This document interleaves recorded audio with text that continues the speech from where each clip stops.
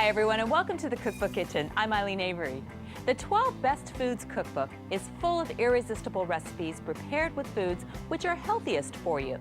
Cooking with us today is author Dana Jacoby. She's making a delicious side dish, broccoli smashed potatoes.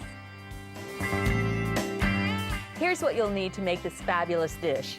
If you want to print out a list of ingredients and step-by-step instructions, head over to our website, digitalcookbook.tv. Dana, thanks for stopping by. My pleasure, Eileen. What's our first step? Well, we are going to be making mashed potatoes with broccoli and leeks. So our first step is if you will put the light on under this butter so it can melt while we're doing the mashing. Okay. In this pot, on the top of the steamer, because steaming is the best way to cook vegetables without losing the minerals, is broccoli and a leek.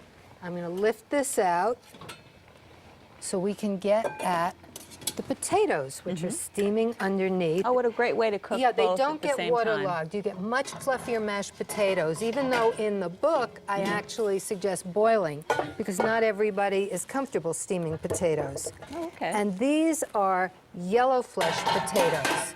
The reason I use them is, number one, I'm going to start mashing these up. This is my favorite mashing fork. If you have a masher, by all means use them, but I love this big guy. It's nice and sturdy. So they're yellow potatoes? You know, like they call them either Yukon Gold or Finn or whatever. The thing that makes them yellow also gives them extra nutrients. Oh. Because a lot of the antioxidants that we read about are actually pigments. And the yellow is lutein, which is, I think I need this. All right, I'm turning, this is broccoli and leeks, which have been steamed. Normally, I only cook broccoli about 3 minutes to preserve the nutrients, but we want it to be nice and soft. Okay, so you're just going to mush So it in there. you're going to mush it real well, and yeah, that's good. Maybe want to keep the heat low. Okay. And the whole point of this is to mash until it's really pretty well mashed up. And then I'm going to start adding some milk and add just a little at a time until you get them the way you like them. Now, I know you have sweet potatoes on your 12 best foods Yes, indeed. List as well. So is it just a rule of thumb that the more color a food has, the more antioxidants and vitamins it would have? Yep, that's exactly right. So for example, blueberries will have a lot more antioxidants than, well, actually there are yellow raspberries and they just have different antioxidants. But yeah, for example, when you're buying broccoli, have you ever noticed how some of the heads have sort of a dark purplish or blue cast? Yes. Those are the ones you want. Those are good ones. That Okay. darker color means it's got even more flavor. Okay. And it's up to you to mash these how you like them. I'm going to stop now because I like my mashed potatoes lumpy. If you like them real creamy, you could even use a potato masher, but you would keep going. And as you see, I only used a couple of teaspoons of the milk. So now this is going into our serving plate. And the butter is still going there. Right. Well, we want the butter to get brown. So if you need to, let's turn the heat up under it a little bit. We want while brown I butter do this. then. We want, because brown brings out the flavor. And what people will love with this recipe is the fact that we're only using 4 teaspoons of butter. That's just over 1 tablespoon, and there's 8 tablespoons in a bar of butter.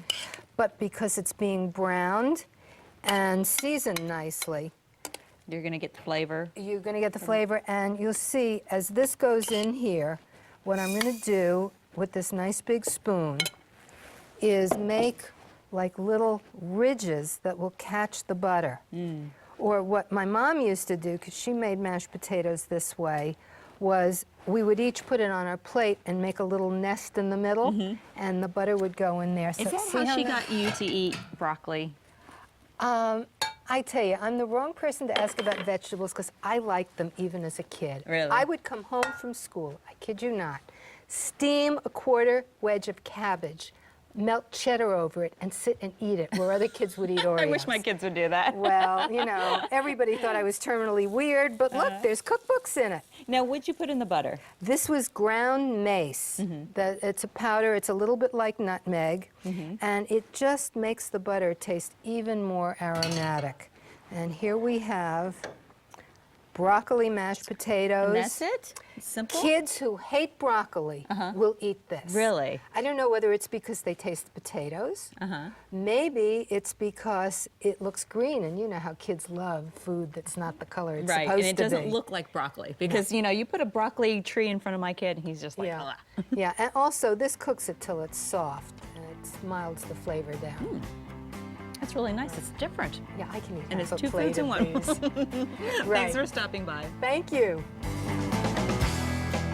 To order the 12 Best Foods Cookbook, use product code C128 and call 1-866-246-1888 or shop online at digitalcookbook.tv.